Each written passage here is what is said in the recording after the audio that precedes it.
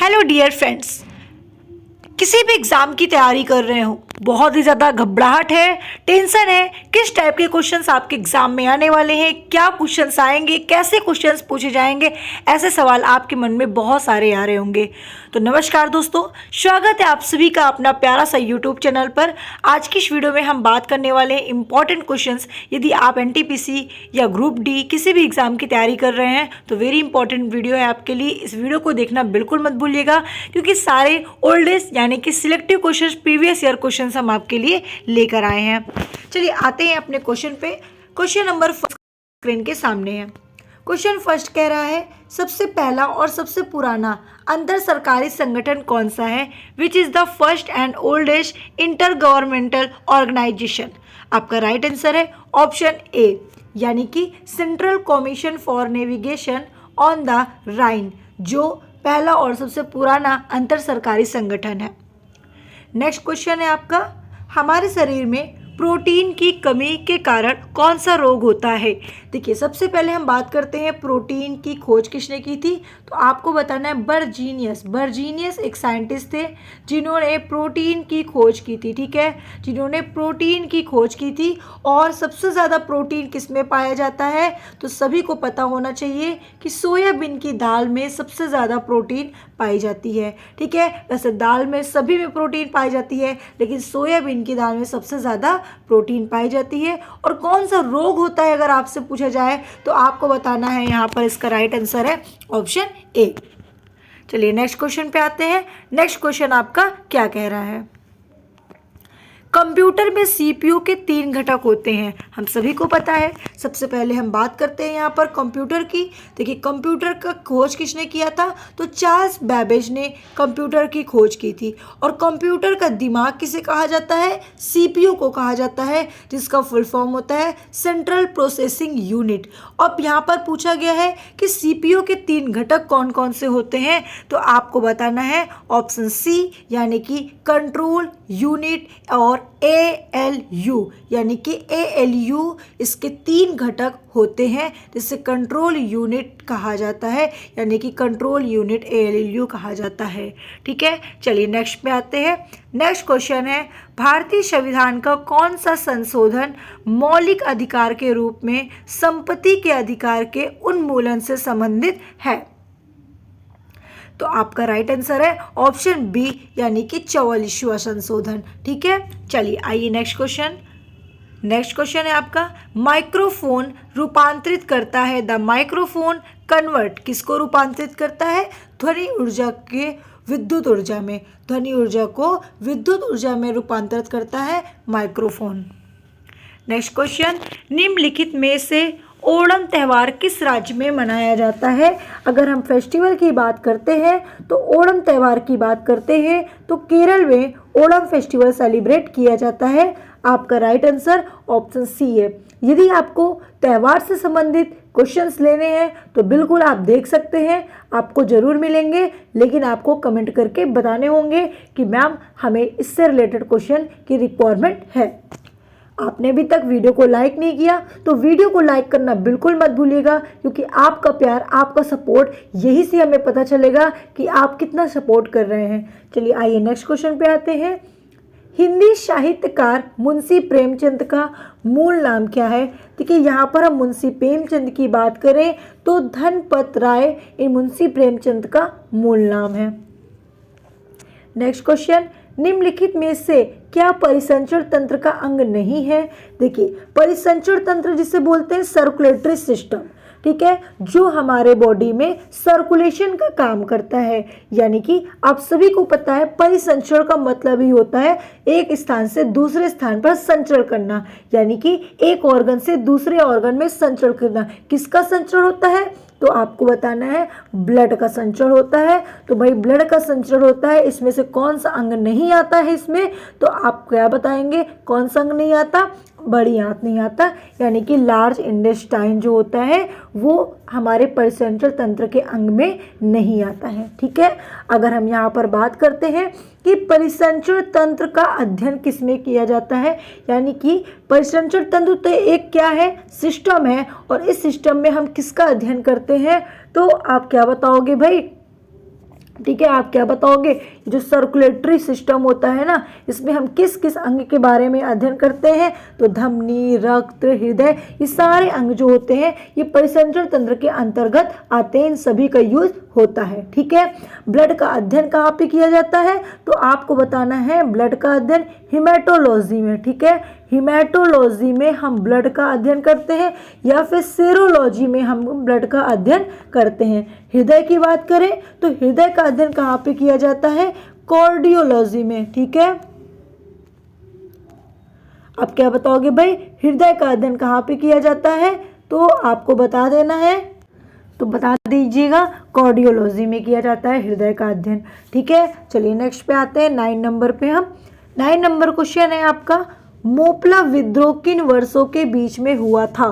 देखिए, मोपला विद्रोह जो हुआ था वो 1921 से लेकर 1922 तक के बीच में हुआ था। राइट आंसर आपको ऑप्शन बी है। नेक्स्ट क्वेश्चन, निम्नलिखित में से किसे भारत के राष्ट्रपति द्वारा नियुक्त नहीं किया गया था? ठीक है, who among the following is not appointed by the president of India? तो आपका राइट आंसर होगा ऑप्शन डी, राज्यों के मुख्यमंत्री को। ठीक है, राज्यों के मुख्यमंत्री को भारत के राष्ट्रपति द्वारा नियुक्त नहीं किया गया था, तो आपका राइट आंसर है option D. Next question, Hudkiya Baul, ठीक है, हुड़किया बॉल लोक नृत्य शैली का संबंध किस भारतीय राज्य से है? तो आपको बताना है उत्तराखंड से है। ठीक है, राइट आंसर ऑप्शन ए है। नेक्स्ट क्वेश्चन, अंगूर में कौन सा अम्ल पाया जाता है? देखिए, अंगूर की हम बात करते हैं यहाँ पर। सबसे पहले आपको बता दें कि विच acid is found in grapes, आपका क्या होगा? तो आपको बताना है टार्ट्रिक अम्ल होगा। ठीक है, अंगूर में टार्ट्रिक अम्ल पाया जाता है। अब भाई लैक्टिक अम्ल किस में पाया जाता है? तो आपको बताया जा रहा है यहाँ पे कि जो लैक्टिक अम्ल होता है वो आपके संतरे में, ठीक है, पाया जाता है, एसिटिक सिरका में पाया जाता है, साइट्रिक आपका नींबू में पाया जाता है, और लैक्टिक से ही आपका क्या होता है, एक और होता है लैक्टोज। ठीक है, लैक्टोज किस में पाया जाता है? लैक्टोज शर्करा है, तो ये दूध में पाया जाता है, जिसके कारण दूध मीठा होता है। ठीक है, याद रखेंगे आप लोग, वेरी वेरी इंपॉर्टेंट है, यहाँ से आपके कई सारे क्वेश्चंस पूछे जाते हैं और बनते हैं। नेक्स्ट है, वाहनों से निकलने वाली प्रदूषित गैस कौन सी है? The polluting gas emitted from vehicles in mainly, आपको बताना है जो वाहनों से गैस निकलती है उस गैस को हम कार्बन मोनोऑक्साइड कहते हैं, जिसका फार्मूला होता है CO, यानी कि कार्बन मोनोऑक्साइड। ये वाहनों में पाई जाती है, रूम हीटर में पाई जाती है, या फिर आप कह सकते हो कि आपके जो हीटर्स वगैरह होते हैं उसमें जो गैस निकलती है वो कार्बन मोनोऑक्साइड ही होती है, और इसे टॉक्सिक गैस के नाम से भी जाना जाता है। ये जहरीली गैस भी होती है, और इसे जहरीली गैस इसलिए बोला जाता है क्योंकि ये गैस जो होती है, इस गैस हमारे ब्लड में जैसे ही मिलेगी वो ब्लड को क्या कर देगी भाई, एकदम सा इम्प्योर कर देगी, नष्ट कर देगी, और हमारी मौत भी हो सकती है। इसीलिए इसे सुसाइडल गैस के नाम से भी जाना जाता है। सुसाइडल गैस किसे कहते हैं? आपको बताना है कार्बन मोनोऑक्साइड को कहते हैं। ठीक है, चलिए नेक्स्ट क्वेश्चन पे आते हैं हम लोग। नेक्स्ट है, राज्य लोक सेवा आयोग के अध्यक्ष तथा सदस्य अपना त्याग पत्र किसे देते हैं? तो अपना त्याग पत्र देते हैं भाई राज्यपाल को, इसलिए right answer option B. Next question है आपका, भारत सरकार अधिनियम 1919 के अधीन लोक सेवा आयोग की स्थापना कब की गई? तो आपको बताना है ऑप्शन सी 1926 में की गई। नेक्स्ट क्वेश्चन पे आते हैं, कर्नाटक संगीत का जनक के नाम से प्रसिद्ध है। देखिए, कर्नाटक संगीत के जो जनक हैं, ठीक है, उन्हीं के वो किस नाम से प्रसिद्ध है? संत पुरंदर दास से। ठीक है, इस नाम से ये बहुत ही फेमस है।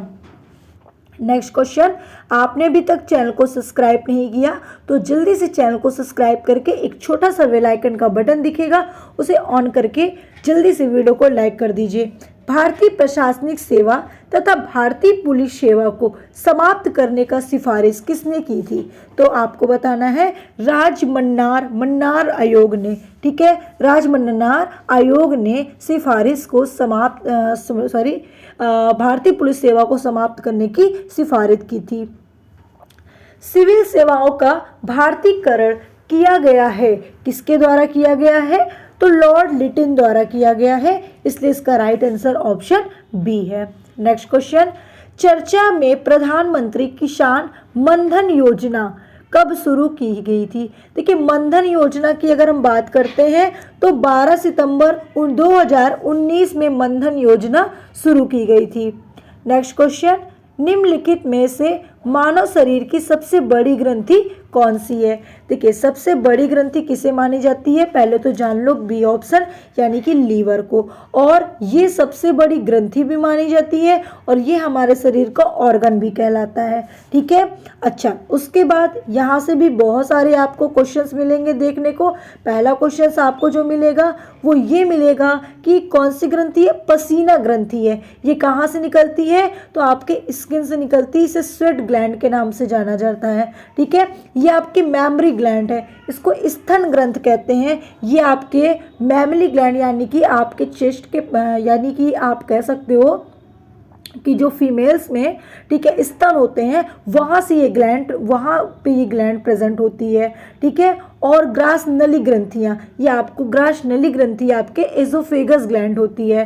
ठीक है, तो अच्छा, यहाँ से क्या क्वेश्चन हम आपको बताना चाहते हैं? भाई, हमने तो बता दिया लार्जेस्ट ग्लैंड कौन सी होती है, तो आपने बताया लीवर होती है। लेकिन ये जो लार्जेस्ट ग्लैंड है ना, वो इंडोक्राइन नहीं है, एक्सोक्राइन है। इंडोक्राइन पूछा जाए, अंतःस्रावी पूछा जाए तो आपको बताना थायराइड ग्लैंड। ठीक है, ये जरूर याद रखिएगा। ओके, चलिए अब देखिए, लीवर की बात आ रही है तो लीवर से क्या क्वेश्चन बन सकते हैं? आपको क्वेश्चन बन सकते हैं, इसका वेट कितना होता है? हमें कमेंट करके आप बताएंगे कि लीवर का वेट कितना होता है। चलिए नेक्स्ट क्वेश्चन, भारत में राष्ट्रीय प्रदूषण निवारण किस दिवस को मनाया जाता है? तो 2 दिसंबर को हम क्या बनाते हैं? राष्ट्रीय प्रदूषण निवारण दिवस सेलिब्रेट करते हैं। नेक्स्ट क्वेश्चन, निम्नलिखित में से कौन भारतीय रिजर्व बैंक का कभी गवर्नर नहीं रहा है? तो कौन नहीं रहा है? के कस्तूरी रंगन। ठीक है, इसलिए right answer option D. Next question, वह पुस्तक जो सभी लुप्त प्राय जानवरों और पौधों का रिकॉर्ड रखती है।